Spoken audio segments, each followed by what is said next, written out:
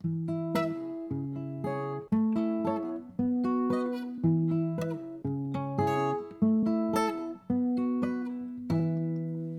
book was better. We're good. We're good. Hello. Look who's together again. In person. It's a wonderful thing. Welcome to the Book Was Better podcast. I am Kaley Clark. I'm Taylor Collette. And we are back to talk about more Percy Jackson. Yeah. So, I will continue the disclaimer that I do enjoy the show. Yes. We are going to disclaim this at the beginning of every one of these episodes because it may feel like maybe we don't. Because we're going to tear it apart a little bit. But out of love for the source material and for the source, adaptation. Yeah. Mm-hmm. Like, I will definitely rewatch this show. I think it's a fun show. But I don't think it's without its flaws, and that's the point of this podcast, is to discuss said flaws. So, that being said, today we are talking about the show episodes 3 and 4, which cover roughly chapters 9 through 13. 9 through part of 14. It's through like the first 2 pages of chapter 14. Yeah. It's basically until even in the older publication and the newer publication, the page numbers are no different. So it's essentially through page 214. It's essentially Percy meeting the Naiad spirit under the water. But they don't really converse yet. Yeah. It's just so a brief, there they are, and then it's going to continue into the next episode. So that is what we are covering today. And it's anything else announcements wise? I don't think so. I don't think so. No, just this episode's getting up a little late just because we've had a little bit of a crazy week. Yes. Because I still have this kink in my neck too, and I have to be careful how I move it. So,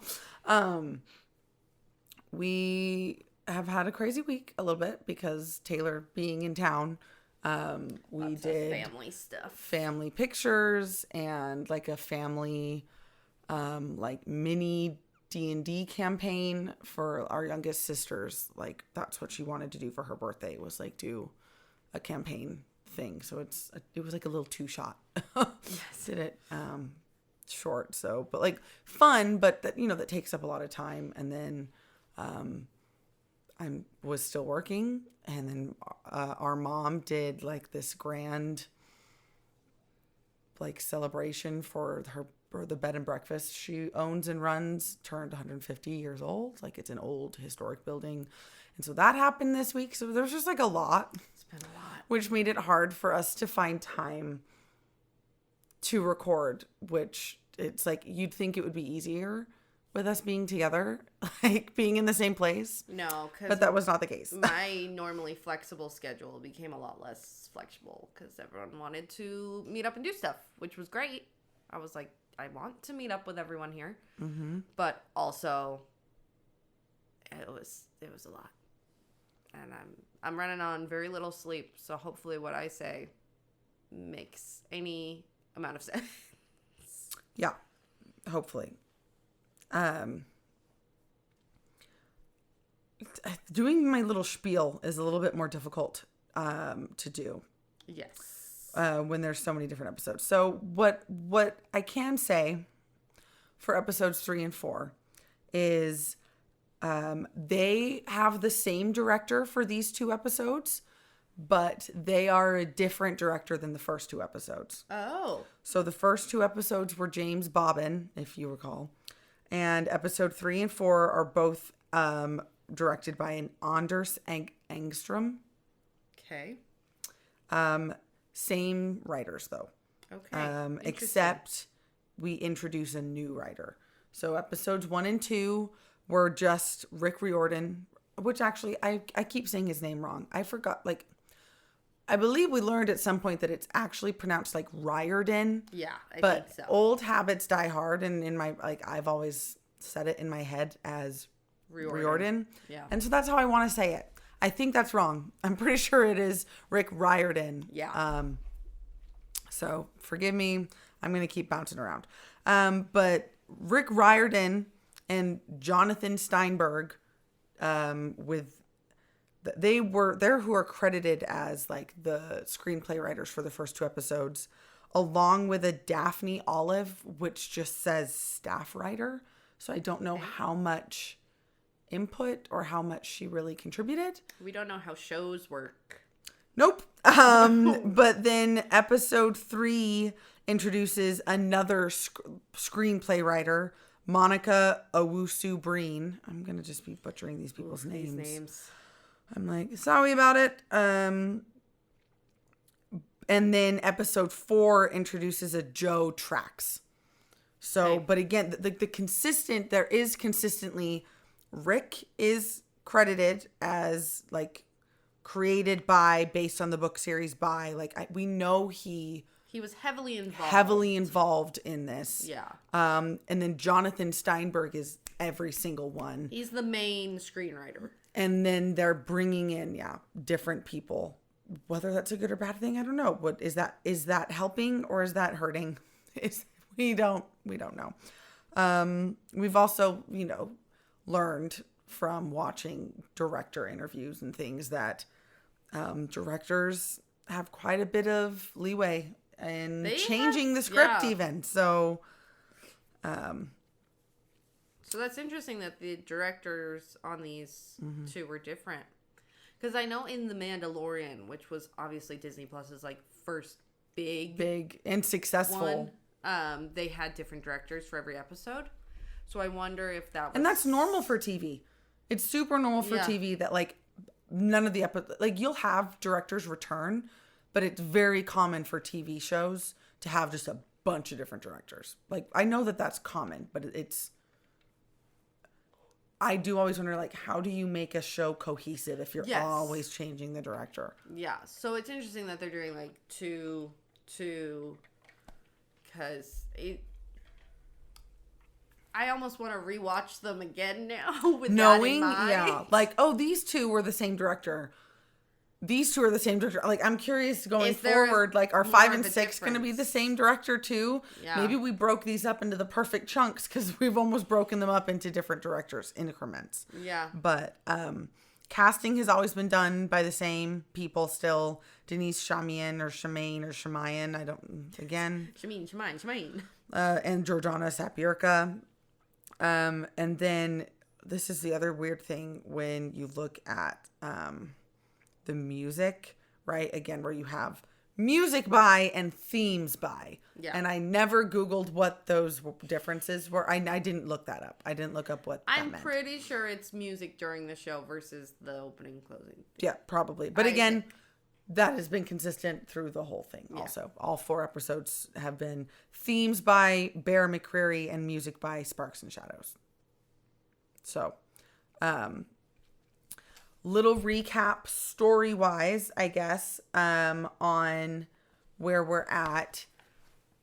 So, at the end of episode 1 and 2, we were just introduced kind of to, or I guess Percy was just introduced to the idea of this quest that he's going to have to go on. And was told, like, well, first you have to speak to the Oracle.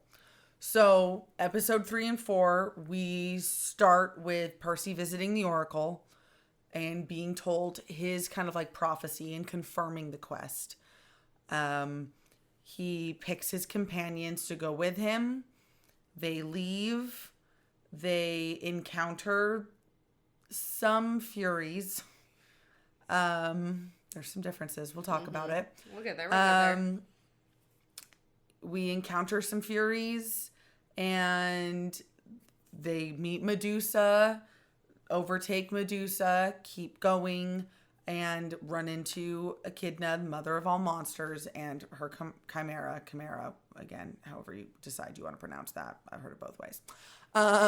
And it does end with Percy kind of plunging into the river like we said, and meeting that naiad. Don't have a whole lot of discourse happen between them, though. No. Yet. That's kind of where it ends. So it covers quite a bit, but less than the first 2 episodes did. Yes. So... especially episode 4. Episode 4 is like a chapter. Yeah, episode 4 really doesn't... Yeah, it's... We'll get into it. Yeah. It's different. It's different for sure. So, So yeah, I guess let's just get into it. I'm pretty sure last episode, I'm pretty dang sure I went first. I think so. So I think I go first. Why don't you take us away? All right, let's start it off.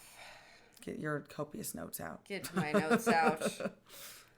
So my number 3, I am keeping a little bit simpler because I have a lot to talk about on my other points, so I'm trying to keep this a little bit shorter. But in the book, Percy uses Riptide to defeat Mrs. Dodds at the beginning, and then gives it back to Chiron, and Chiron keeps the sword for a good chunk of him going to camp, of him being at camp. And in the book, it kind of mentions how no sword at camp feels balanced, and none really can't fits. Find one with the right tang, and blah blah blah. Yeah. And then, as Percy is about to leave on this quest, Annabeth has her hat from her mom, her Yankees cap, and Grover has his pipes that his dad, Papa Goat made for him. And Percy's kind of bummed because he doesn't have anything, and he doesn't say it out loud. But Chiron can kind of tell, and Chiron goes, "Oh man, I'm so dumb. Why didn't I give this to you? I didn't realize it was for you, but now that you're here and you're set up aside, and I see that this is for you, your father gave this to me." And he mentioned, right, like, he doesn't say it word for word, but he's like, well, there's a prophecy I received years ago. I also speak to the oracle. I know some stuff. And gives Percy Riptide, and he says, this is Anaklusmos, Riptide. It's a gift from his dad. And so then he takes the sword with him on the quest, and he's like, wow, this fits perfectly in my hand, perfectly balanced. Like, this is the sword for me. And it's a gift from his dad. And so there's that connection that he feels with Poseidon, and that, oh, maybe my dad does care. And it's a really sweet scene, and then I think it really gives him kind of a bond with his sword in a way that is not shown at all in the TV show. He has the sword from the time he defeats Mrs. You don't even Dodds. know that the sword has a name in the TV show. They haven't mentioned it. Haven't mentioned where the sword came from, except he got it from Chiron, and then Chiron just let him keep it. And that it's a pen, and that it stays hidden as a pen, and it will always return to his pocket. Like that's which is cool. I'm glad they still mentioned that part. Yeah. But like, it leads into something that we kind of mentioned in our last episode, but this hatred, this bitterness that Percy has against his dad, it's missing the dichotomy of him feeling neglected from his father, but also fondly remembering his father at the same time and wanting to make him proud, but also not wanting to care what he thinks. Like, I don't feel like there's a lot of turmoil in the show. And I know it's hard, again, not getting Percy's inner monologue. We're not seeing what's going on in his head. And I know that that's hard for them to adapt to a show, obviously.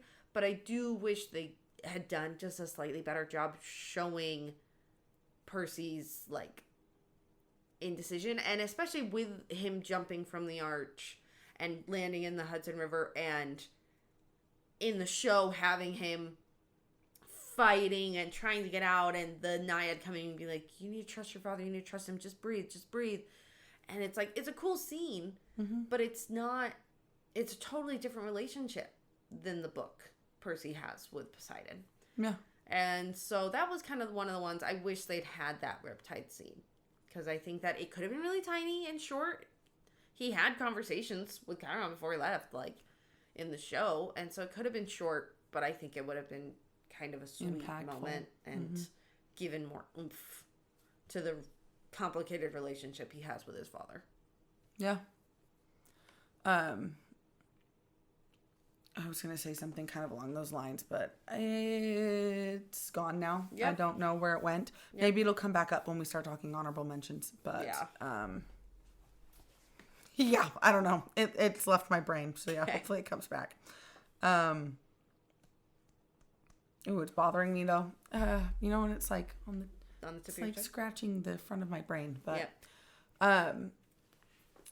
my number 3 is kind of it's kind of how they're introduced to the Furies and how they get into how they, you know, enter the trail to Medusa's and how they get there, right? Yeah, that whole chunk of the book. Very different. But I don't know why they did it this way. Well, I can think of part of the reason they changed some of the bus stuff. Like, one, they probably didn't have budget to do a big bus crash scene. Or explosion. As cool as that could have been. So I think that's why they had them wait until they were stopped at a gas station. Even though it's like, why would the Furies wait? They're like, oh no, we'll wait until they stop. The imagery in the book for that scene, to me, is just so cool. Where it's like these 3 old ladies, and like one's got in her orange hat and her orange gloves and her orange purse, and then one with the green and one with the like, and they all match. And it's these old ladies, and they stick their legs out like an X, and it's a subtle movement, but it's clear no one gets past. Like yeah. And but I think it also is important because that scene, we know, and they talk right, like in the book, it's so, they never even call them Furies, like, because they're the baddest of the bad. Yeah. And like, it was already a big deal that like, holy crap, a single kindly one came after you, Percy, at school, like a single one. And so, and then now all 3 of them, all 3 sisters are there together. Also, just real quick on that note, Grover is supposed to be able to smell monsters. They never touch on that. Yeah, they don't touch on that at all. No, instead, Annabeth has some sort of weird sixth sense and like can tell right away that they're there. Yeah. That doesn't happen in the book. There's no conversation between her and Alecto of, well, if you give him up, blah, blah, blah, blah, blah. Like, there's no... I'm going to talk a little bit more about that. Yeah. As my number 2. But like, that doesn't happen. It's, they're all together, the 3 companions, right? Stuck Percy, at the back Annabeth, of the bus. Grover, and then the 3 Furies are also there. I don't think you even see 3 Furies. Annabeth doesn't kill a single one of them. No. In fact, she's a little bit nervous. Yeah. She hasn't left camp since she was 7. I'm going to go on an Annabeth rant, but I'm going to save it for the next episode. Yeah, but it's just like... Because there's a lot more I want to talk about. But just the way the entire thing goes down is just so different that I had to talk about it, right? They do kill them and get rid of them, but it's not like Alecto follows them all the way to Medusa's. Yeah, they don't use Medusa's head to kill Alecto. No, it really cool. I mean, was that cool? Yes. Yeah, and it was cool. It was interesting way of doing it, but just very different. They lose all of their stuff and don't have a way to heal Percy later on, and they like there's just, it builds on each other in a way that makes sense in the book of like they were sent on this quest with supplies that included money and golden drachmas, so like both human money and like their immortal godlike money. They were sent with ambrosia and nectar for, in case they got hurt or sick. Well, they don't even mention the ambrosia. They don't mention any of that at all in the show at all. No. A change of clothes, this and this, but them trying to get off of that bus and away from the Furies, in doing so, they leave their bags behind, and then Zeus strikes, and this is like the big point for me, right? That this is not in the show. I'm like, Zeus strikes the bus with lightning. Yeah. And sets it on fire and makes it like explode after Percy makes it crash. Annabeth trusts him and gives him her hat to help him sneak past. And then he crashes the bus, gets everybody off, lures the Furies back his direction because he won't leave Annabeth and Grover behind. He wouldn't just run away and leave them behind. Like it involves a lot of bonding, I feel like, for the three of them. It's good character development for Percy himself. Shows good development for, hi, welcome to the real world, right? For Annabeth, because she hasn't really experienced anything like that. She's been at camp nonstop for 5 years. She's never left. And then just, again, that sticking point of, man, aren't you really glad you didn't fly now? Because even on land, like, you are not, like... And then you have this whole questioning, right, of like, well, was that him helping us? Or was that, like, if we hadn't moved, he was trying to strike us down too? You know what I mean? Like, and you're left with these questions. And, but a big thing too is, it's so focused on Percy instead of they think Percy has something, right? Yeah, that'll go into my number 2. So it's just, things get left out. Things are done differently.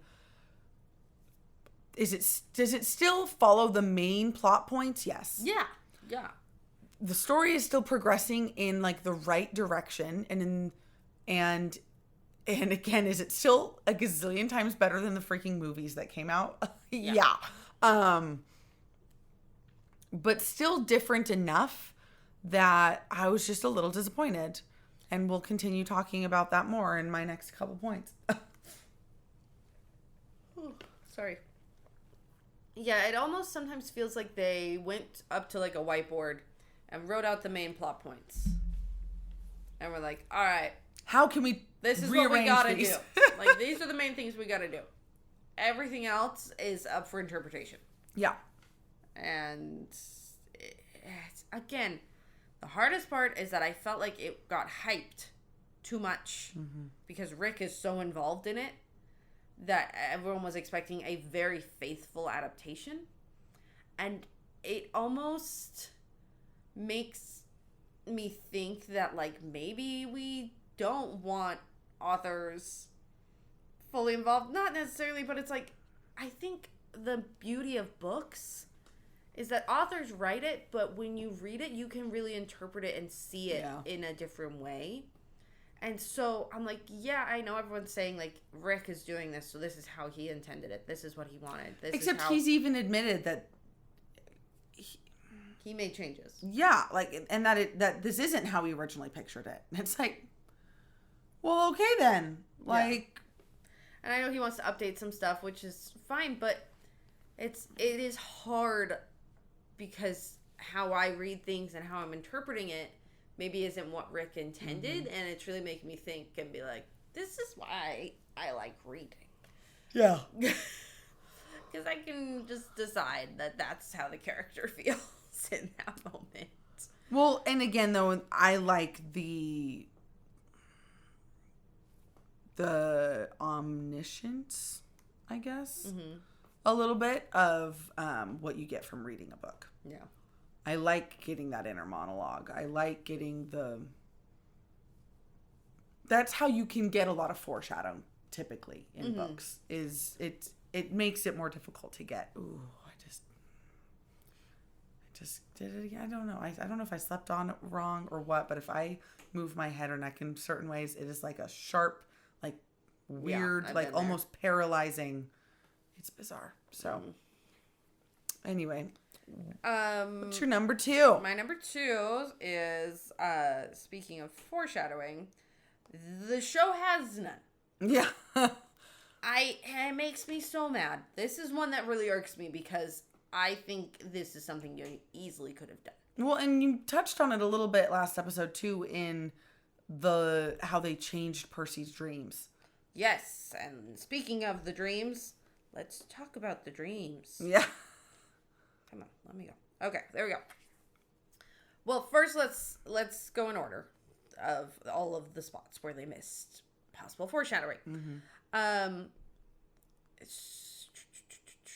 So on the bus scene that we were just talking about, like you mentioned, the Furies specifically they go back to Annabeth and Grover because Percy sneaks by, and they're going, "Where is it? Where is it?" Not where is he? And later, Grover mentions, he's like, they kept asking about, like, where is it? And Percy's like, yeah, talking about me. And they're like, it? Like, you're not an it. And so they're kind of confused by that and what that means. And then, after they get on the train, they have the conversation. Percy and Annabeth do talk. Totally different conversation in the book. Mm-hmm. A little similar, pretty different though. And Percy opens up about his dreams to Annabeth because they trust each other. Anyways, I know you're going to talk about that. I'm going to talk about I'm that. not going to get into it. But he opens up about his dreams and mentions what he's seeing, which is not what he's seeing in the show. In the show, again, they have the stupid Dementor looking thing. Yeah. Mm-hmm. The and ring ray. Just like on this barren, like, yeah, that could totally be Hades. Mm-hmm. And you would just believe that. And so, of course, they're not going to doubt that it is.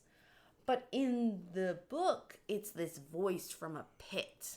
Yeah. And it's this. And so Percy talks to Annabeth about it. And Annabeth's like, that doesn't sound like Hades. Like, Ari, that's weird. That doesn't sound like Hades. And they start to doubt. There's no doubt about the quest in the show. No. There's no... Well, and that's something that even from the beginning, right? In the book, even from Chiron, when he asks, like, so what did the Oracle tell you?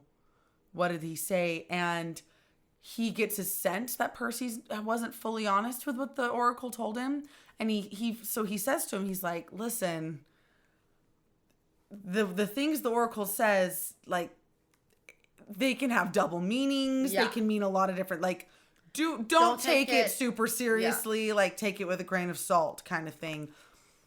Which would, I think, again, add to, okay, well, what does this mean? What does this mean? And kind of lead to that. Face the god who turned. Also, Chiron doesn't know that it's Hades before the Oracle. Mm-hmm. It's not until after Percy comes out and he's like, he said, I'll go west and face. And he's like, oh, west. Okay. That must be Hades then. Mm-hmm. I don't fully understand why Hades would do this. But that's the only thing I can think of, so you guys should go to L.A. Uh-huh. Whereas on the show, they're like, it's Hades, so go get your oracle. Yep. But then there's always this room for doubt and this unknown factor in the book that just doesn't exist in the show. And then when they're at the Arch, they talk about Hades' Helm of Darkness, which, spoiler alert, if you haven't read the book, sorry, but...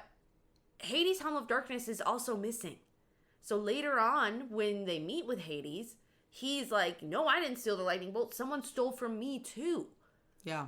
Like, they stole my Helm of Darkness. Poseidon's the only one who doesn't have something missing. That's why we all suspect it's Poseidon's son. You know what I mean? Like, yeah. And so you're missing the little details, the little sprinkles of information that lead to the big reveals at the end, which is my favorite part of books. I love foreshadowing. I love little snippets. Yep, and that's also why I like, again, we talked about last episode, but it's like they dumbed it down. They just skipped things and... They think that... No... they're making it for too young of children. Maybe. I feel like they're trying to make it for kids... And they're forgetting that most of their audience is nostalgic adults. The books are for kids. I know. Like, I don't know. Maybe I'm expecting too much. But the books have this stuff in them. Yeah. So, Rick trusted his audience then. He doesn't trust them now? Yeah, I don't know. Or like, they always... We've talked about this, and we'll continue to talk about how we believe they dumb things down for the screen. Yeah. They just always have, always will. And so throughout the entire thing, there's just, and I know it continues, but there's this doubt about, are we doing the right thing? Is this really the right quest? Do we have the correct expectations? Yeah, maybe there's more to this. Maybe there's more than meets the eye. Can't trust fully what it says. All of that. And I feel like in the show, they're just okay with it. They're just like, we're going on a quest. I have 0 questions. I will follow blindly what they told me to do. And this is just a little side note. I hate in the show that after the bus incident, Percy's like, all right, let's call camp. Yeah. Let's ask for help. Or ask your mom for help. We can't do this. We need help. What's wrong with asking for help? And like, on the one hand, I'm like, yes, you're right. But also, it's making Percy come across as like really kind of dumb and like, insensitive. And just over it. Like, he just doesn't want to deal with it at all. And so it's like he can't critically think a little bit. Where it's like, this is the quest. Oh, no, the quest goes wrong. We need to call someone to tell us what to do because I can't figure it out. They don't think in the TV show, they also don't explain why they can't have electronics. No. I don't think they fully do. That it's like a flare for monsters. Mm-hmm. So, anyways, that's my number 2. I wish that we had more foreshadowing because I know that I haven't seen the last episode. It hasn't even come out yet. So I don't know fully how things are going to go down. And I have restrained myself to not watch further than what we're talking about. I've only watched one more episode then. I've watched episode 5. Sorry. So, because I wanted to focus on what we needed to focus on each time. So it's been difficult. I've wanted to keep watching, but like I have not. So I have waited. So I have not seen past episode 4. But we are at the very end going to do a kind of wrap-up episode with our thoughts. And so I'm sure this is something I'll touch back on after I see the end and see how these kind of plot points get resolved and if the foreshadowing would have led into what it does in the book. Yeah. But, yeah, I'm just bummed about that. I just think it's cool, subtle stuff that makes a show rewatchable, makes a book rereadable. Like, it's those little details that when you read it that second or third time, you're like, oh yeah, because that's talking about this leads to that. And I'm just not getting it from the show. And maybe I'll feel differently at the end. But so far, in 4 episodes in, halfway through the show, I am not seeing any foreshadowing to anything that I'm expecting. So we'll see. But that's my number 2. So my number 2, I don't know if it would be better described as the lack of development of the friendship between the 3, Percy, Annabeth, and Grover, or maybe it's more accurately this push of just utter distrust. Like, yes, Percy gets the oracle and, you know, that line where it's like, you'll be betrayed by one who calls you friend. And yeah, that freaks him out a little bit.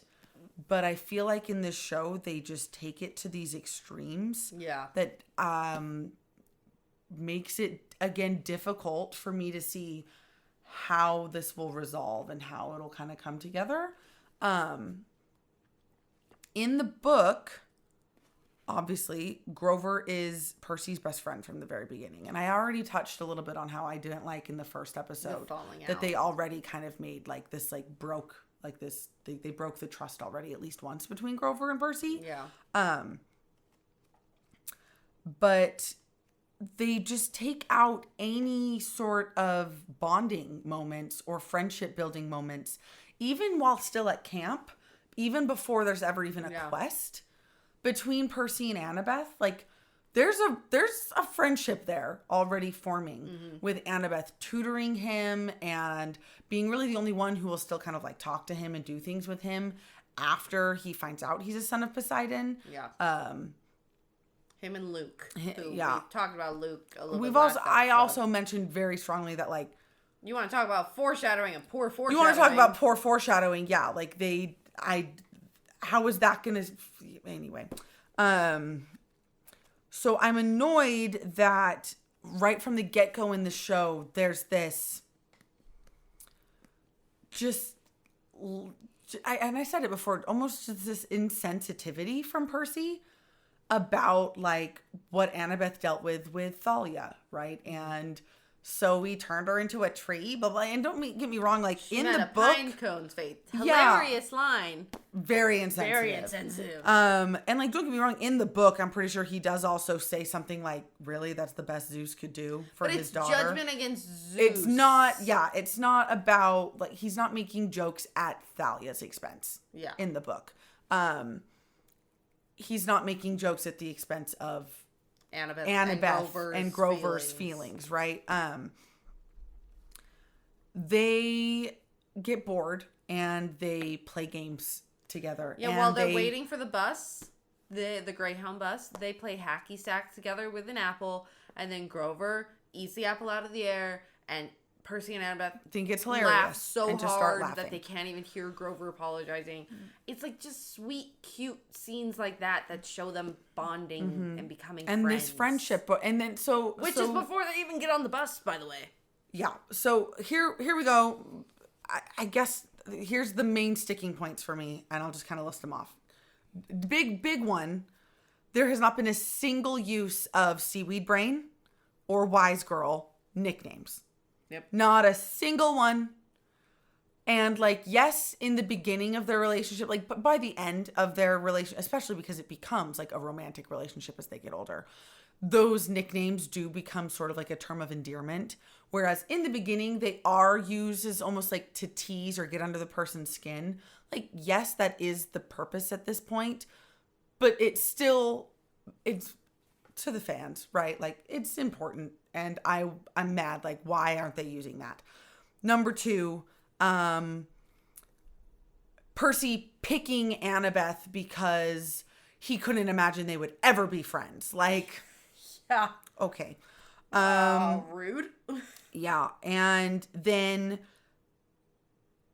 from Annabeth's perspective and that point of view from the show, again, it's this arrogance they give Annabeth in the TV show that drives me up a wall. She's very bossy. I'm sorry. She has in the book, like, you want to be on Annabeth's team. Yeah, you can tell, like, she has a plan. She's good at making plans quickly, but there's a difference and analyzing and being strategic. Between having plans and then being bossy when enforcing those plans.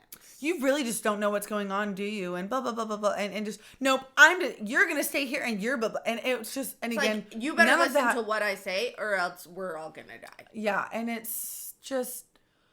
It doesn't leave much room, in my opinion, for real friendship to form. No. Because I wouldn't want to become friends with a person who just thinks they can tell me what to do.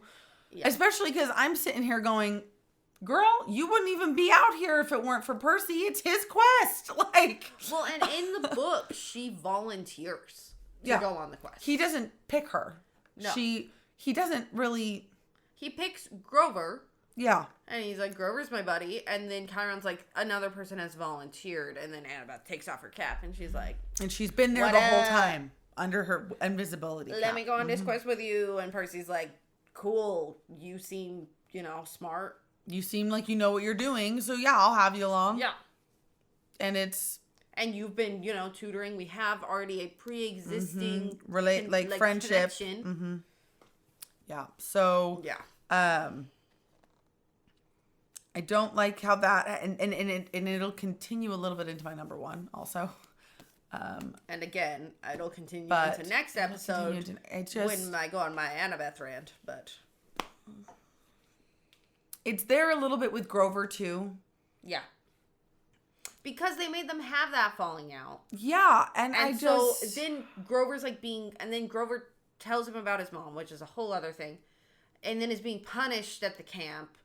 Percy has to, go find him, and then he's like, I do trust you. Come on this quest with me. And then... I chose you. Grover... Really? No, though, really, who'd you pick? And don't get me wrong, it was cute. It was funny. Yeah. I'm not mad. I'm not super mad about that. But they definitely have changed Grover's character as well, and I don't want to go super onto a tangent on that. But because Grover almost feels like he's having to mediate between Percy and Annabeth all the time. Which he does do in the book. But not to the extent that they're showing. Not to the extent that I feel like he can't. His little song though is pretty funny. Oh, that's hilarious! I love that. I was like, what? And then Percy tries to bring it back, but he only remembers the very first line. So then he's just like, consensus, like. But and especially with Annabeth being like, he was my protector first. Like, I know him better than you know him, and it's like, yeah, the way it was all introduced, it was competitiveness just on who knows Grover better. It's like they conflated Annabeth's character with Clarice's character, and I don't like it. Like this, and don't get me wrong, Annabeth and Percy in the books do have competition, but I would always describe it as friendly competition. Also, Annabeth straight up tells him why. Yeah. Annabeth's like, hey, our parents were rivals. They had this situation. They had this whole thing in Athens, and they had this, and Percy's like, hey, didn't they ever collaborate? And she's like, yeah, they made the chariot because my mom made the chariot, but your dad had to make the horse to pull it. Yeah. So maybe we can work together. And Percy's like, yeah, I'd really like that. I'd really like if we could collaborate like that and work together. And Annabeth's like, yeah, I need to get out of that headspace. And then they bond. She's really mature in the books. Yeah. And in the show, it's it doesn't come across. And again, I've said this before too.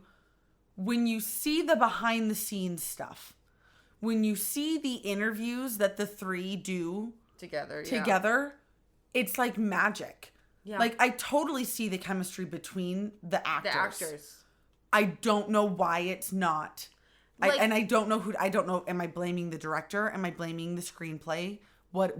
Who made it this way? Who did this? Because that magic is not transferring from what I have seen from those actors together. Yeah. To what's happening on screen. Yeah. Like it's totally different. So, and yeah, it's hard to love the trio the same way, I guess. Just a bummer. Yeah. So, and it's we'll see. I've only seen 4 episodes. There's 4 more to go. And again, still very enjoyable. Did they get the major plot points? Yes. Yeah. Do the characters still have a lot of the personality traits and are they a good capture of the character? For the most part, yes. Mm-hmm. But there's some key things, obviously, that I've touched on, in my opinion, that I think are really missing. And I would hope that they get them figured out. Yeah. So, I guess going into some honorable mentions. Yep. I wish that, I get it's an extra person you have to cast. And, again, budget-wise, too. CGI, but... Argus would have been really cool to see. Like Argus is great. The Oracle scene was super different. Like I feel like you didn't really understand the importance of the Oracle and who she was and like all of that. And I also think because I saw some people complaining and being like, it's weird that it's Gabe, and it's like that kind of is what happens in the book. It's supposed to be Gabe's poker table. Mm-hmm. And I think it's funny that they introduced Eddie in the first episode. Just to not include... They already had the actor. Yeah. And then you could have gotten 2 other random guys. Like, they very easily could have recreated it. Maybe they didn't want to show poker on a kid's show. No, I guess maybe not. Maybe. I don't know. But I think it's cooler to... Because it's like the 4 lines... have like each of the 4 guys at the table turn and say the line. Mm-hmm. I just think that comes across a little more spooky and like a little more like, okay, compared to just Gabe just talking. Just goofy Gabe. Yeah. Goofy Gabe. And so I thought that was interesting. We kind of already touched on it, but yeah, the way the quest is kind of introduced and explained to Percy is like they've kept, like, hey, typically you choose 2 companions and blah, blah, blah, but it's not like Chiron's like, I have selected the best candidates. Yes, and the choosing ceremony thing. I hated that. I thought it was dumb. Yeah.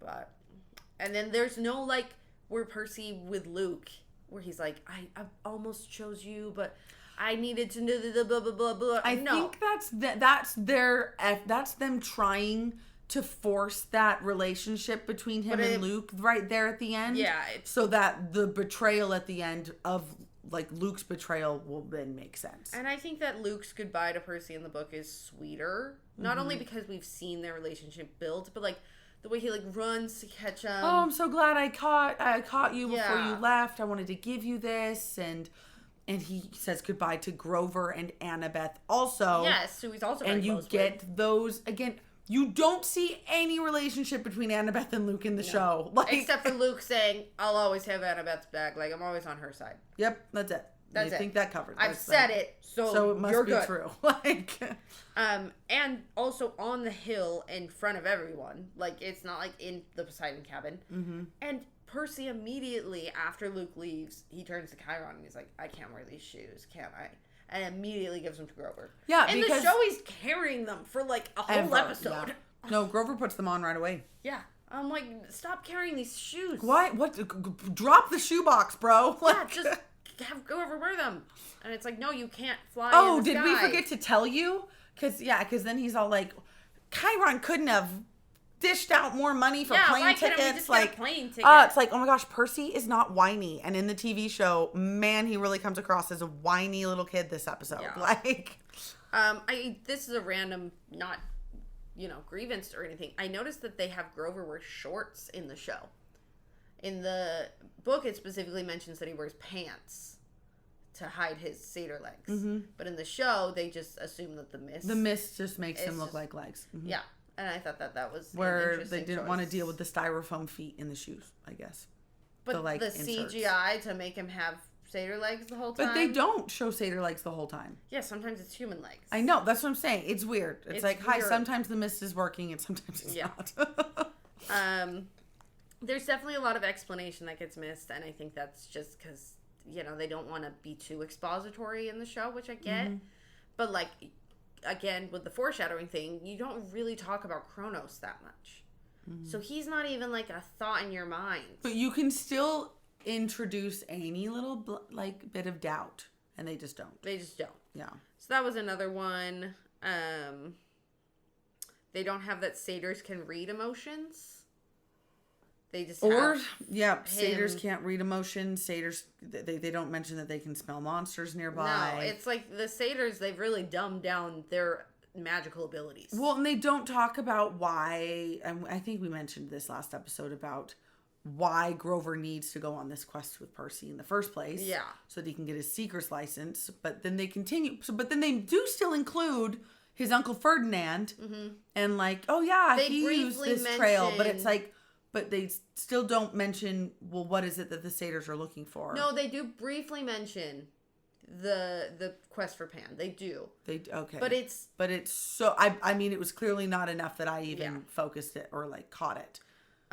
Grover never tells Percy why Sally married Gabe in the show. Oh, yeah. Like, that's already been granted, covered. But again, Gabe in the show doesn't suck as much. But he also kind of sucks. Like, clearly his mom still only married him. Oh, yeah. For that reason, but they haven't talked about it. They don't talk about it. Do you have any while I continue looking through my notes? A bunch of mine will still be mentioned in my number one and your number one, I believe. So I don't want to touch on anything that will likely be mentioned by you. Yeah, those are some or big me. ones. I'm trying to look for little things. I mean, I'll touch on things that I like. I like the music is fitting. I like what bits of fun they did include with like Grover. Grover does add some levity. Yes. Which is good. Yes, they've definitely given him some comedy, which is needed. And Percy has some funny lines. Mm-hmm. I mean, I thought, even though it was wrong and there was never any gas station stop. No. I did think it was funny and kind of fun that like, oh, an unsupervised 12-year-old, what is she going to buy pick? a bunch of candy. I can't decide which flavor candy, so I'm just going to grab one of each, like. Well, and also, like, this something that they don't really explain is this is Annabeth's chance to see the world. She hasn't been out since she was 7. So she's like, this is my first time in a gas station with all these options. I'm going to get them all. Because she's never tried them before. And so you don't really get that. Yeah, it's fun, though. The comedy is definitely fun. It's like, I did appreciate those nods and those things. Yeah, where it's like, what's the 12-year-old going to pick? Like, and then Percy chatting with Grover about why his consensus song doesn't do what he thinks it does. I don't think it's doing what you think it's going to do. Yeah. And again, with him bringing that consensus song back, but he doesn't know the words. And we have to touch on the lack of Pink Poodle. Because that was a hilarious scene in the book. Mm-hmm. How are they going to get the money? Because they lost all their stuff. Yeah. So how do they get the money for the train tickets? Is Grover... Oh, that's something they don't mention either, though, is that Grover can talk to animals. It's like they took out all of his magical powers. He's a satyr. He's supposed to be magical. I mean, maybe they'll bring it up. Maybe it'll come up. Yeah, I don't know. But they haven't yet brought it But it's hilarious. I said hi to the poodle. You say hi to the poodle. Yeah. I said hi to the poodle. Yeah. Like, it's... And so they turn in this lost dog for the reward money. Enough money to get to a certain point. Isn't it Chicago? I believe... No, because Chicago's just a stop. I don't know then. I'm sure I don't remember. But the pool flashback at the beginning of episode 4 was interesting. Oh, I forgot that was... That's how the episode starts. I completely forgot about that flashback until just now. Yeah. And I thought, it's stupid. Sorry. I get why they did it because it's the just breathe. And then at the end when he's in the water, the naiad is like I saw but it was... I was like, that's... Hi, I'm sorry. Okay. I have a really hard time believing that Percy would have ever felt afraid in water. Afraid in water, yeah. It's stupid. It's a part of him. In the book, he doesn't have to struggle to breathe. He's like... He doesn't even get wet. He doesn't get wet. Yeah. And maybe that was too hard. No, that would be difficult to... Yeah, I get... How do you really show that? It would have been more CGI and they couldn't really afford that. So they just stuck him in a giant tank. Bless his heart. Poor guy. It's fine. He's Walker had to be on so much water all the time. Fine. He's fine. But it's like... I don't know. I just thought that it was unnecessary and yeah no I didn't love that. I blocked it from my memory because clearly I just didn't even I do remember, yes, that was a part of that episode, and I loved getting more Sally, don't get me wrong, and I like with her being like, listen, I love you and I love that you think I'll always be here, but I won't. So I need to know that you can do this for when I'm not going to be around. And do I get like that message and everything? Yes. Would I have loved if they had done it in not a mommy and me swim class though? Yes. That would have made a lot more sense. Percy would have been that baby who can swim from the get-go. It would have been that kid who just jumps like Olivia, my oldest daughter, at 2 years old, just went and jumped in the deep end. I freaked out, jumped in after her and grabbed her. She had held her breath. She was fine. She was like, didn't even phase her. She wanted to get right back in the water. Yeah. Like, that's the kind of kid I imagine Percy would have been when it came to water. Mm-hmm. But and he's supposed to just went to Montauk they fall on the find himself at the bottom and not be like struggling and freaking out. He's just like calm. Like, wait, I'm okay. Why am I okay? And he's like, oh, I'm dry. I'm breathing underwater. And he's like, huh. And then the naiad pops up. It's like totally different reaction. Mm-hmm. And it fits into this character change in character where he doesn't trust his dad at all and he hates himself. He doesn't trust himself. It's weird. Yeah. And all of that and doesn't believe in himself and it's very different. Yeah, definitely. So those are all my honorable mentions because the rest of my stuff. Yeah, my stuff's going to be it. So let's just jump into our number ones. Okay. So there's obviously 2 big plot points in each episode and that are different. So I'm going to talk about one and Kaylee's going to talk about the other. Mm-hmm. So I'm going to talk about the echidna fight, which is big changes. They get attacked on the train That doesn't happen. That doesn't happen. Yeah. Oh, they trashed the room. Now we have to get the police involved. Like, yeah. What? Are we getting the police involved? Percy's technically a wanted person. If the police got involved, Percy would be arrested. Yeah. And Echidna is different. I am not going to say it's grievance. I think that the actress does a really good job. Oh, yeah. She's creepy really in like more her. of an Umbridge way, I would say, than like a physically menacing way. She's like that. But she's got like the intense like eyes Yeah, and like does a that really good creepy job. kind of like smile. Like, yeah, she does. And really her well. cadence of voice, like, I thought she totally nailed it. I was like, it's different, but that one I actually quite enjoyed. I think she did a good job. But they don't meet on the train. Nope. They don't get chased to the arch because the arch is this monument to Athena. Yeah, it's not a shrine or whatever where like monsters can't enter. And They go to the arch because Annabeth wants to see it. Yep, because she wants to be an architect. She wants to be an architect, which they don't even mention, which is kind of a bummer. Yeah. Takes away a big chunk of Annabeth's character. She's not. She doesn't only exist, about her mom, and she's not driven solely from wanting and so Percy doesn't get poisoned on the train. He gets poisoned at the top of the arch. Yep, when they're already up there. In the book, Echidna, it very clearly mentions that she was sent by Zeus to test Percy. Mm-hmm. And it doesn't touch on that. Zeus strikes the bus with the lightning, and then Zeus... No, she kind of mentions in the book that she's there for, like, revenge or something. In the book? Yeah. Not in the book. Oh, sorry, in the TV show. In the TV show. Where in the show, she talks about how demigods are the real monsters, and she's here to take them out. Like, it's weird. Yeah. It's weird. In the show, as much as that heroic scene with the stairs is like, I know a lot of people love it because the Percabeth shippers, and I have thoughts on that as well. I think they're shoving it too soon.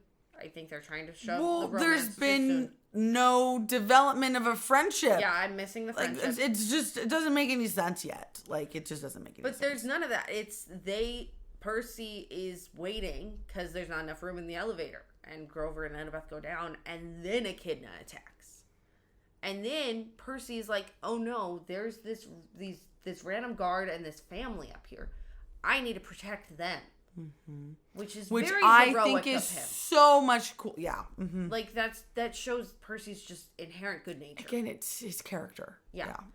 And he's like so nervous about like not defeating them, not because he's like, oh no, I'm gonna die, but he's like, if I die, are they gonna leave them alone?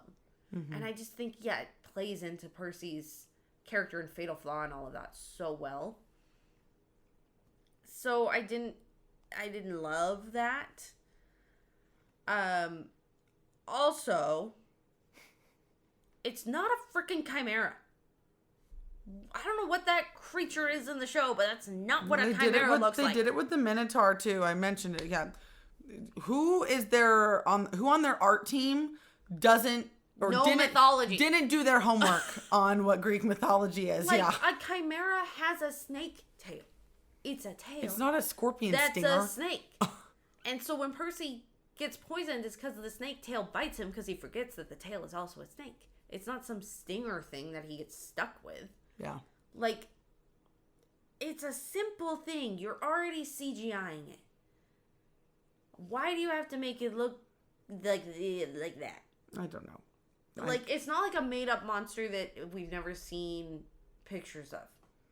Even in the book, the way Rick describes it, like, lines up with the friezes and the statues and everything that we have from ancient Greece. Yeah. So, that was something that really irked me, actually. As a mythology buff, I was like, the heck you calling a chimera? That's not a chimera. Sorry, that's not right. The I also thought it was interesting that Echidna makes the hole, whereas in the book, it just gets fire blasted by the Chimera, and that's how the hole gets made. Little thing. I do appreciate that they stuck to the truth that the river is actually kind of far from the arch. And Rick said, I thought it was closer. He messed up. And so they did have the water go get Percy, which I thought, that's a great way of kind of resolving that issue. That little issue, yeah. And then I already talked about what happens when he's in the water. But I think my main issue with the whole thing, besides just that the cops would never be involved, is that by creating this whole thing with Annabeth being punished. And this is Athena's monument, yeah. Like, with that whole scenario, it makes you really hate Athena, which the book doesn't make you do. Well, again, it's this, I mean, I hate to say, like, agenda, but, like, it's this anti-God this agenda. TV show has, like, it almost comes across as just, like, man, it does not want you to think that there are any redeeming qualities about the gods. The gods, yeah. At all. At all. And I'm like, aren't the gods still technically supposed to be considered the good guys? Yeah. Like, yeah, they're not perfect. No. They are flawed. It's not a perfect system by any means. But they are still technically the good guys. And you're supposed to at least kind of like them. Like, I hate them. Well, and then they made freaking, this is an honorable mention. Hermes is Lin-Manuel Miranda. Yeah. Am I supposed to believe that Hermes, like, Nathan Fillion, that was a believable Hermes to me. Nathan Fillion, super charming. Like, sorry, Lynn. Sorry, but, like, I don't know. In my brain, I just feel like Hermes with, first of all, how many children he has sired. Yeah. But also just, like, he gets around. You know what I mean? Like, you picture him being a little bit more flirty, charming, and just, like, generally conventionally attractive, I guess you'd say. Yeah. And I just see, like, Alexander Hamilton now when I see Lin-Manuel Miranda. It is hard to cast Lynn as a lot of things, because I will only see... I'm just like, Alexander Hamilton, like... So I just didn't love the changes that they made to that whole sequence, that whole episode, really, because it's only a chapter covered, and they made so many changes to that one single chapter. And I'm fine with them, being chased on the train. I could have gotten over that.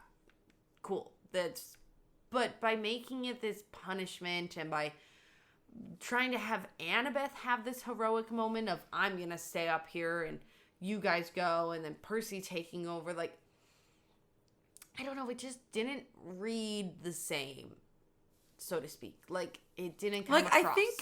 I think that was, again, one of the moments that was fitting in Annabeth's character. Like, could I see Annabeth in the book doing something like that? Yes. Yeah. But maybe just not at that point in, like, especially in the TV show with everything that had happened between them leading up to it. It didn't make sense to me yet. Yeah. And because they have chosen to omit a lot of that friendship I do need stuff. to touch on this, as I will just continue my Annabeth rant later. I feel like by taking away Annabeth's love for architecture and that side of her character, they've really dumbed down these characters to, like, one single trait. Like, one-dimensional characters all around. And I just don't like it.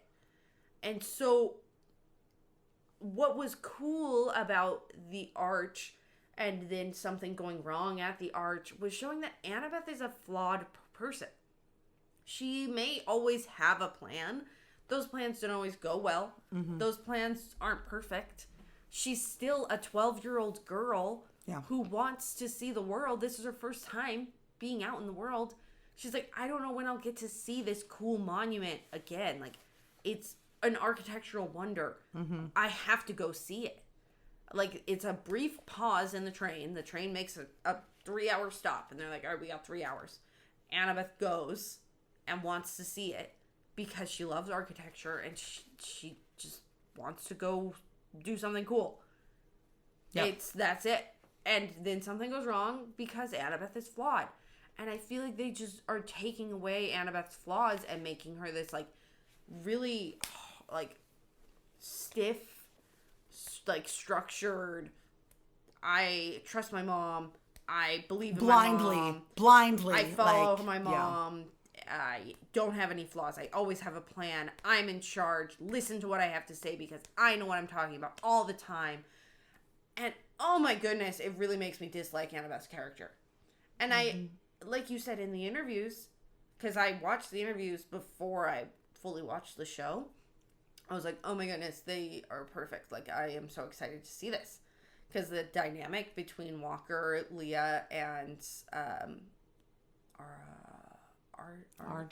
Aryan. Their dynamic is so funny. Like, the way that they poke fun at Leah, and she's just like, oh, these two. And, like, there's always a bromance within a trio. Like, you know, like, so funny. And it was, like, so charismatic, and they were dimensional because they're actual humans. Because they're real. They're real people. I mean, that's true as and well. It's just, like you said, it's not getting transferred to the show. And it makes me really sad because I love Annabeth as a character. I love the Perkabeth ship and all of that. And at the moment, I can't root for it in the show because they just are all... It doesn't make sense yet. And it's not just Annabeth. A lot of them have become one-dimensional. Percy seems to be one-dimensional in that his thing is, I don't trust and I don't believe in anyone. Like, that's his thing. And Grover's thing is... Grover's a little bit better because it's like, I guess it's the quest and keeping the peace. But they take away a lot of his But they take away all of his, like, because magical abilities. Because they don't explain the seeker license, why he needs... They take away a lot of the Percy secondary and Grover motivation. In that, like, moment of quiet and Percy, like, genuinely asking him about it and Grover being like, are you gonna make fun of me? And he's like, no, like, I want to know. And he tells him, and Percy's like, that's awesome. Like, I really hope that you can do that. We can help you do that, yeah. Like, and it's such a sweet moment. And that, like you said, there's none of that bonding between any of them.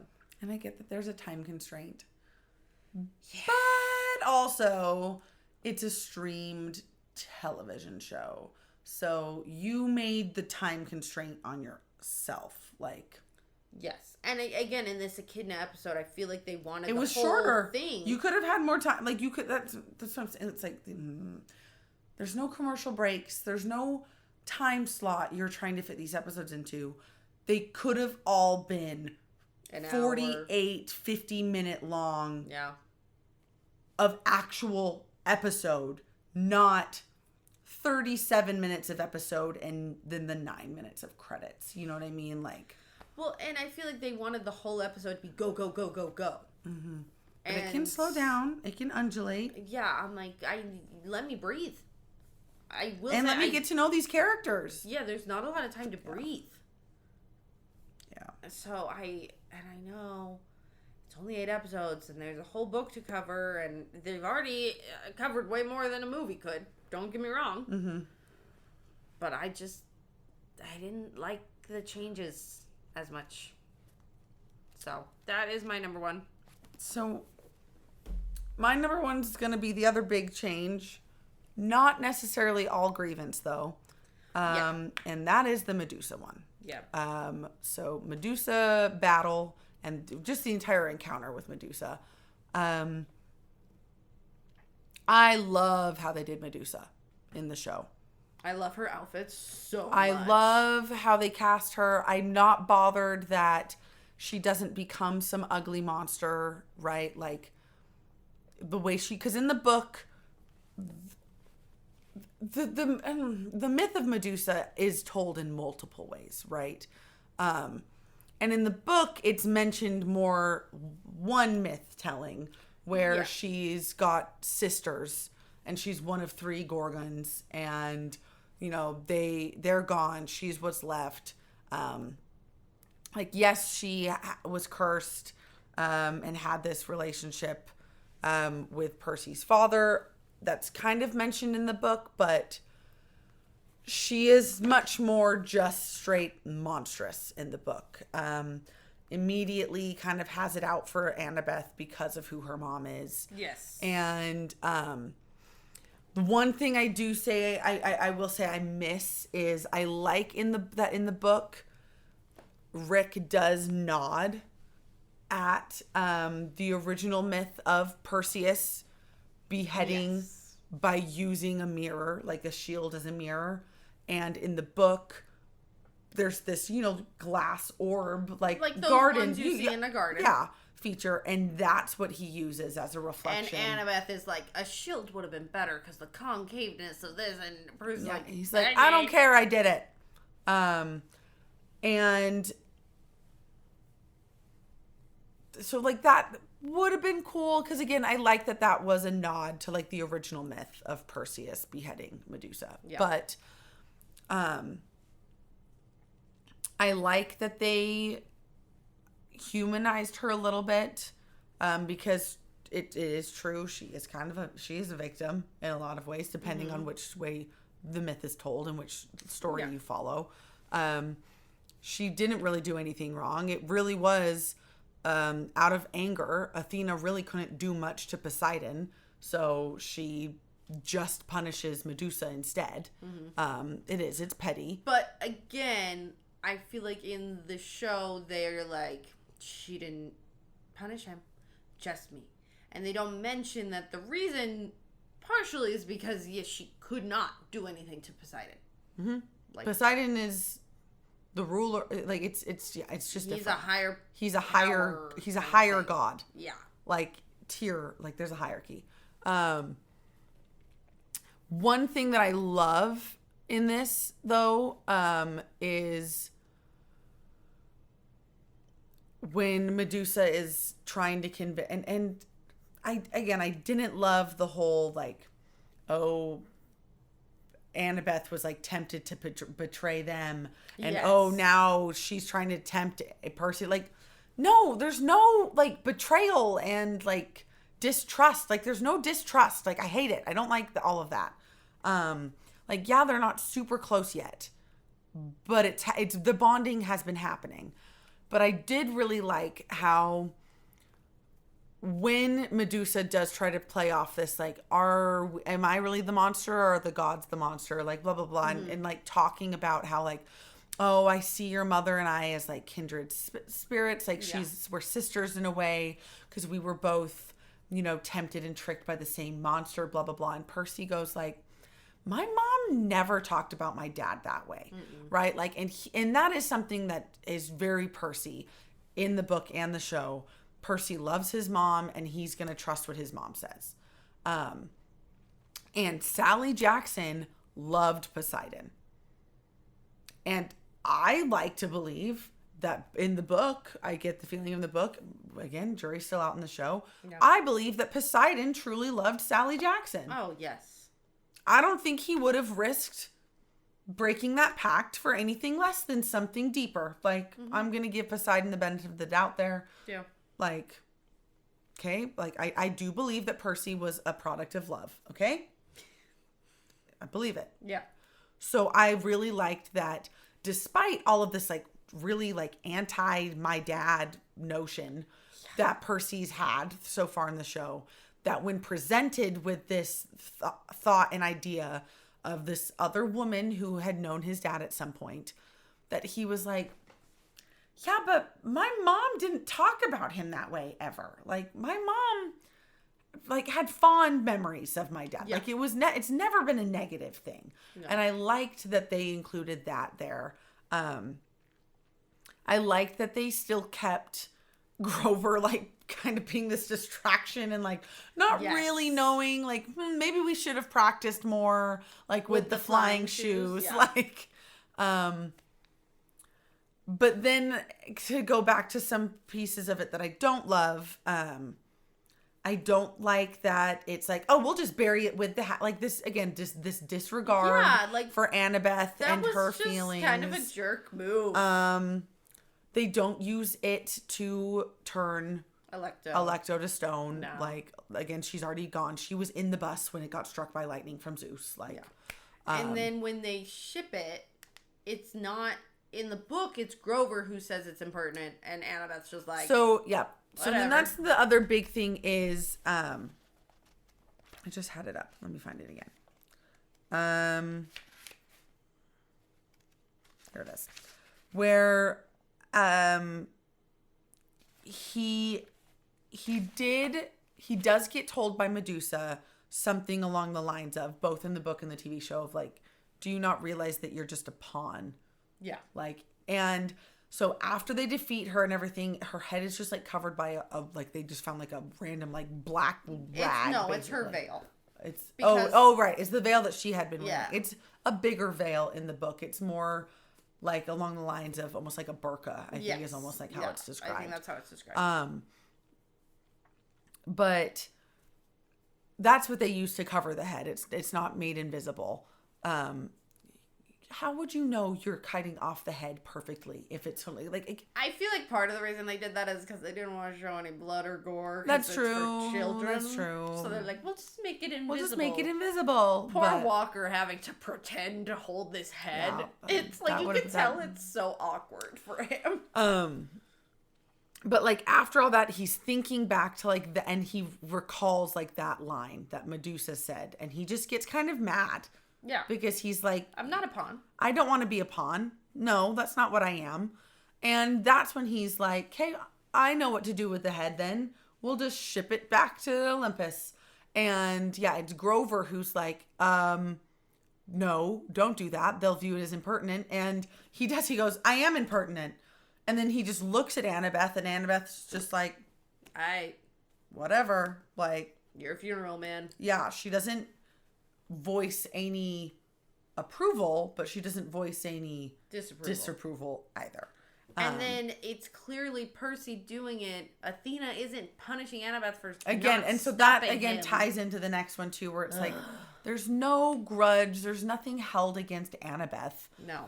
For the way that went down, but because Annabeth also sees the flaws in her mom in the book. Yep. And the gods in general, and kind of the whole. She does not worship her just blindly in the book. But again,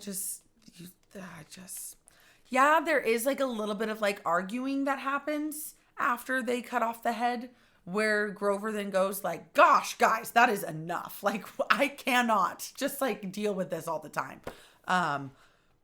But like the whole... But it feels more like friendly banter most of the time. And it's not this, I have to like push and force this thing out of you. Like in this book, Percy, totally on his own accord, is like, yeah, so the prophecy told me that somebody's going to betray me. Yeah. Like, you know what I mean? Like, and the prophecy said that I'm not even going to save what's most important in the end.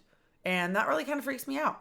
And Grover's like, yeah, I get that. Because they talk to each other about that kind of stuff.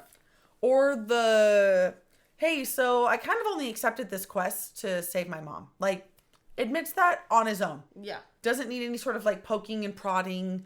No. It's not like Grover, but Grover did have an inkling. Also, the fact that Percy, up until being in the river, doesn't actually know that his mom isn't dead.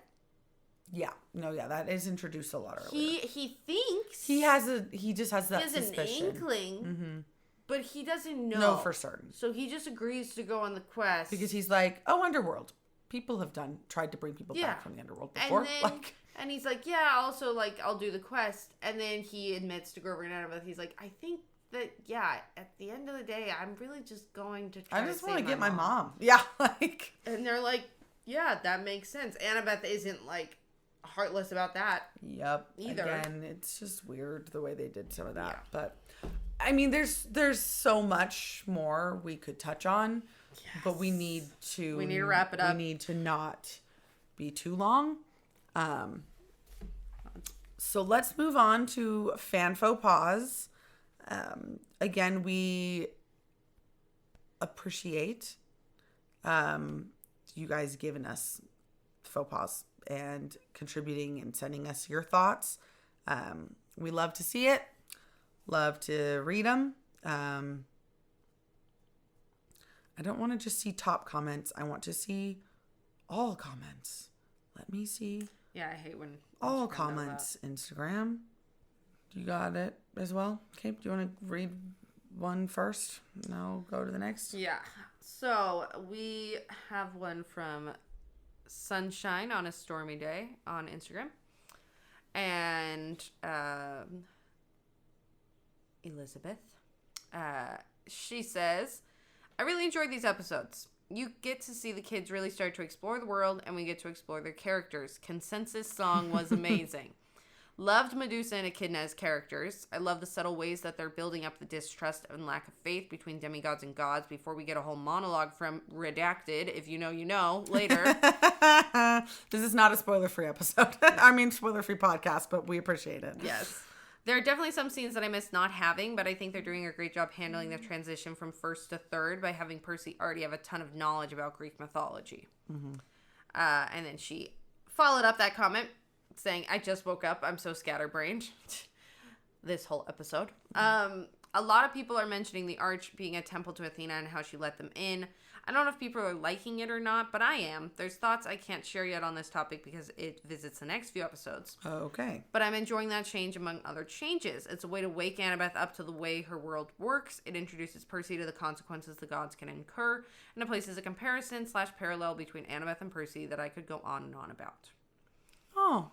It's an interesting... That's interesting. That I did not view it that way. Yes. So, I mean, that is a fair point, because instead of... hey, Zeus struck the thing, Zeus did, like, because I feel like in the book, that is how it's introduced, as like, hey, the gods can kind of just, they can take you out. can impose their will at any time. Yeah. This is how it works. Instead, that's kind of one of the ways that, that's valid. That's interesting, that's a different take on, I did not view it that way. But I think that the whole thing with Annabeth needing to wake up to the way the world works is kind of brought about because of the changes they made to Annabeth's character in the show. Yeah. And her blind loyalty to her mother. Mm-hmm. So, but yeah, I mean, I definitely think that it's a needed thing with the way that the show Annabeth is. Yeah. I would agree with that. All right. Next faux pas comes from SKB Reads, our good friend Sam. She says, these are the 2 episodes that I actually think are better than the book. Some of the Medusa stuff in the book didn't age great. Yeah. And there's also a lot more scholarship that's been done since the book came out that looks at her as a survivor rather than a villain. I love that we are having these conversations about who is and who is not a monster, especially since monstrosity and womanhood are so often conflated.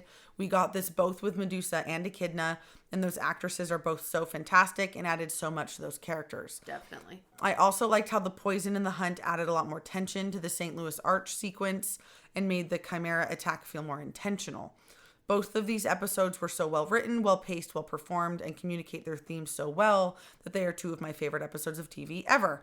And of course, I gotta mention the consensus song. Everyone loves the consensus song. The consensus song is pretty awesome. So, but yeah, I think total agreement on the Medusa and Echidna characters. Yeah. Like. And I do understand, like, because the mention in the book about her being sent by Zeus is pretty, it's like, just it's like very quick brief mention, and so it's not super emphasized. So it definitely feels more intentional, and yeah, the hunt is very intense. Them splashing water on Percy in the thing is very funny. No, that's true. We didn't talk about that. So I do understand the appeal of that change, like definitely from a heightened tension point of view. Definitely. Yes. Next we have one from dumbgirl01, which is Allie. Shout out Allie. She said, every episode is giving me more, which I love. Also, just want to add, I agree with everything you said last time, even though my faux pas didn't come off that way. That is okay. We don't need to all agree. We don't. And obviously, a lot of what you guys are saying is the positive stuff, which is good to offset all the negative that we have been spouting out. Well, but also, like to go back to that first faux pas, right, from Elizabeth, it does introduce a different view and that comparison and that parallel. I just didn't view it that way. Yeah. Like, it didn't come across to me while I was watching or reading and comparing. So, that's why we love faux pas, because they make us see stuff we may have missed. Mm-hmm. Different views, different opinions. Anyways, Allie continues. I let my excitement overtake me.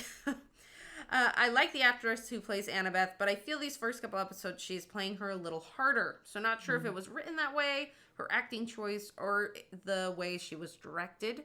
It gets better as the series continues, but these first few episodes, the trio in general feels off. Yes. It was really interesting how they changed up the whole visit to St. Louis. Be really interesting with the changes they made. Instead of just having a layover and visiting the Arch, they get kicked off the train because their room exploded. They meet Echidna on the train instead of at the Arch. Plus, saying the Arch was a monument to Athena. I skimmed through my book again and don't remember that being brought up. Overall, still enjoying it. And yeah, it's not mentioned at all in the book. Nope, it's a just straight up change. Yep. For better or worse. Yep. Clearly different opinions. I think it's cool saying it's a monument to Athena.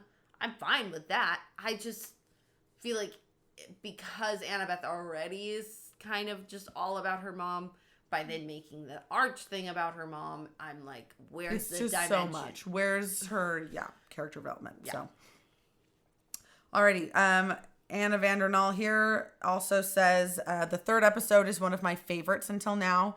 I loved the actress who played Medusa, and I almost cried laughing when Percy started to sing the Consensus song back to Grover. Consensus. Oh, I listened to last week's episode, and I completely agree. There are quite a few scenes that are way too dark. You can't even see what's happening. Yeah. Yeah, that happened again. No, it hasn't gotten better. It has not gotten better. Very annoying. In episode 4, I didn't like how Athena was angry and led Echidna into the Arch to punish Annabeth for being impertinent. That wasn't in the book, right? Or was it? It was not. It has been a while since I last read it. Lin-Manuel Miranda at the end of episode 4 made me excited to see more of him as Hermes. Oh, and you nailed the pronunciation of my name last week. Good, nice to hear it. Good to hear it. We tried. I know a lot of people love Lin. I do. I like him I was just like... he didn't matter again. But when you read the books and you read things so much, you have a specific view in your picture in your head. And well, I'm like, if they, and hopefully they do make more seasons, obviously. For me, Apollo is such. That's going to be an important one. Mm-hmm. I'm like, oh, the casting on that one's going to be so critical. But I'm trying to remember. Did we get any like faux pas or anything DM'd to us? Let's double check. I don't remember, and mine now isn't loading. Love it. Love technology. Thanks, Instagram. Love that for us. Oh golly, the road's getting bumpy. Consensus. And that's all Percy knows, and that's all I know. So, yours is loading. Yeah. I don't think so. Have any? Let me double check. Nope, I'm not seeing any. Nope. Okay. So I believe that's all. If we missed yours, please send us a message, and we will read it in the next episode if we missed it. So sorry. But okay. So fan faux pas, that leads us with the age-old question of, okay, we're now halfway through the show. How are we leaning? Was the book better? Yeah. I'm still fully on team book. Do I appreciate and like some of the changes we've made? We have made. That were made. Yes. I definitely see the value and appreciate the change with Medusa. Echidna, and some of the I do really like the idea and kind of like, well, conventional definition of a monster may not always apply kind of thing. And that's definitely a message they're trying to send, and I'm totally fine with that one. That hasn't been what has been bugging me. No. But we are still team book. Yes. There's still 4 more episodes to go. Again, I have not seen past this point, so we're moving forward. Episode 5. We are doing a Q&A mini-sode this week to give the show time to finish before we can then finish. So Q&A mini-sode will be coming out this week. If you'd like to submit questions for that mini-sode, you can email us at tbwbpodcast tbwbpodcast@gmail.com. Yes.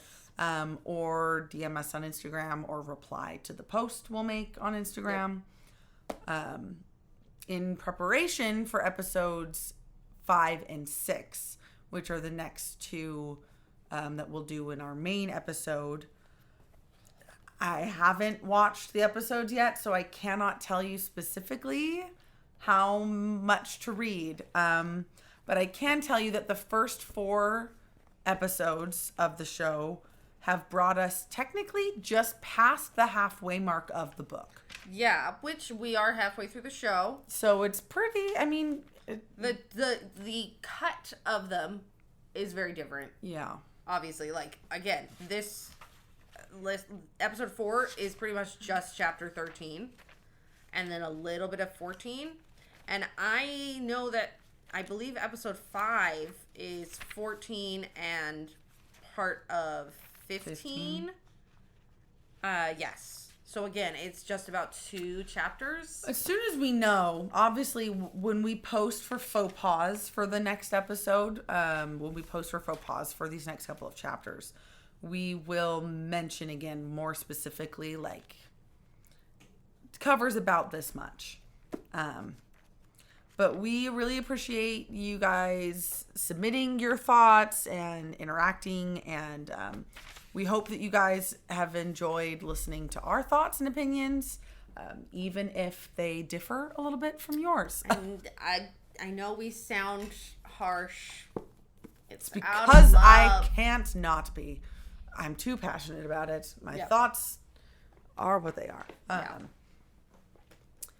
But I think, that kind of wraps us up where we're at now. I am excited to keep watching. I just have hope for, like, how the characters will continue to develop and their relationships will develop. Yes. Like, it can only really get better from here. So, yeah, I think that's everything that's left to be said. Yeah, I think that is it. Excited to keep diving into this one. I'm tired. Yeah, let's wrap this up so we can go to bed. We're gonna go to bed. This is another long one. Sorry, these are long. There's a lot to cover. There's a lot we could talk about. So we appreciate you all. Thank you for tuning in. And like always, we hope that you have a great week. And don't forget to read.